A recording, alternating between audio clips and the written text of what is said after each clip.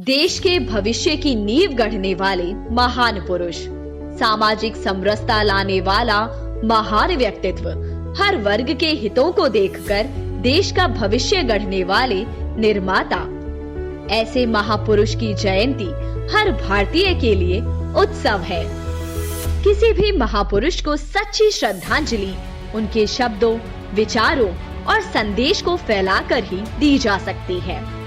बाबा साहब डॉक्टर भीमराव अंबेडकर ऐसे ही मुखर विचारों वाले क्रांतिकारी रहे हैं। उच्च शिक्षा लेने के बाद उन्होंने भारतवर्ष को अपना समय दिया, राष्ट्र की प्रगति के लिए दिन रात काम किया। उनके विचार हमेशा प्रेरणा के स्रोत हैं। उनकी लिखी पुस्तकें, उनका शोध कार्य आज की युवा पीढ़ी के लिए भी मार्गदर्शक है। ऐसे ही एक विषय पर उनके शोध कार्य के बारे में आज बात करेंगे, जो विषय आए दिन राजनेताओं की चर्चा का केंद्र बन जाता है। यह विषय है भारत में आर्य और अनार्य। भारतवर्ष में आर्यों के बाहर से आने को लेकर लगातार प्रश्न उठते रहे हैं।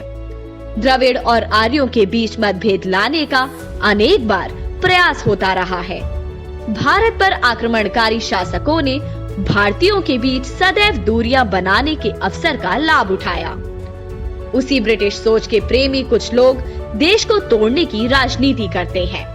वर्तमान में तथाकथित प्रगतिशील बुद्धिजीवी वर्ग आर्य और अनार्य के बीच भारतीय समुदाय को विभाजित करना चाहता है। हालांकि आर्यों के बाहरी होने की बात सरासर बेमानी और मनगढ़ंत कहानी है। पूर्व काल में मैक्स मूलर और मैकाले जैसे अंग्रेज तथा चापलूस इतिहासकारों ने यह मिथक गढ़ा कि भारत में आर्य बाहर से आए थे और उन्होंने भारत में रहने वाली द्रविड़ प्रजाति को दक्षिण की ओर धकेलकर भारत के उत्तरी क्षेत्र में अपना राज्य स्थापित कर लिया। यही आर्यन इन्वेजन थ्योरी भारत में नन्हे मुन्नों को पढ़ाई जाने लगी, ताकि बचपन से ही उनके मन में विष घोला जा सके। डॉक्टर अंबेडकर ने इस मनगढ़ंत थ्योरी की जांच पड़ताल की। उन्होंने वेद पढ़े और एक पुस्तक लिखी, हु वर शूद्रास। उन्होंने आर्यन इन्वेजन थ्योरी को पूरी तरह से नकार दिया। डॉक्टर अंबेडकर ने द्रविड़ वर्ग को भी आर्यों का ही समुदाय बताया। उन्होंने बताया कि भारत के सभी निवासी आर्य ही हैं और वे कहीं बाहर से नहीं आए हैं, और जिन्हें द्रविड़ कहा जा रहा है वह भी आर्य ही हैं। बाबा साहब ने एक और पुस्तक लिखी, राइटिंग एंड स्पीचेस, जिसमें उन्होंने बताया आर्य एक जन समुदाय का नाम है। जो चीज उन्हें आपस में बांधे हुए थी वह एक विशेष संस्कृति, जो आर्य संस्कृति कहलाती थी। जो भी आर्य संस्कृति को स्वीकार करता था वह आर्य था। आर्य किसी नस्ल का नाम नहीं है, इसीलिए काले और गोरे दोनों प्रकार के लोग आर्य समुदाय में थे, जिसे वर्तमान में हिंदू कहा जाता है। हाल ही में ये मामला तब भी उठा जब अयोध्या मामले को लेकर सुप्रीम कोर्ट में सुनवाई चल रही थी।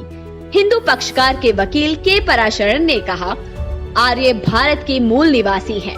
उन्होंने तर्क देते हुए कहा, रामायण में सीता श्री राम को आर्य कहकर संबोधित करती हैं। ऐसे में वे बाहरी कैसे हो सकते हैं? डेक्कन कॉलेज पुणे के इतिहासकारों ने 40 कंकालों पर शोध किया। ये मानव कंकाल वर्ष 2015-16 में हरियाणा के राखीगढ़ी में खुदाई में मिले थे। राखीगढ़ी सिंधु सभ्यता का मुख्य स्थान रहा है। शोध के समय एक 4,500 साल पुराने कंकाल की डीएनए रिपोर्ट के आधार पर आर्यों के बाहर से न आने का दावा किया गया, और ये बात सामने आई कि दक्षिण एशिया के लोगों का खून एक ही है। हड़प्पा में रहने वाले बाहर से नहीं आए थे, बल्कि ये यहीं के निवासी थे। इन्होंने ही वेदों, उपनिषदों की रचना की। इन्हें ही आर्य के नाम से भी जाना जाता है। यही लोग बाद में मध्य एशिया की ओर गए। उनका दावा है कि अफगानिस्तान से लेकर बंगाल और कश्मीर से लेकर अंडमान तक के लोगों के जीन एक ही वंश के थे। इस शोध कार्य को देश विदेश के 30 वैज्ञानिकों की टीम ने अंजाम दिया था।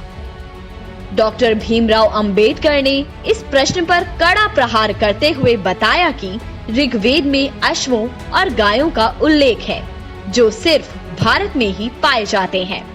अतएव आर्यों को बाहरी बताना पूरी तरह अमान्य है।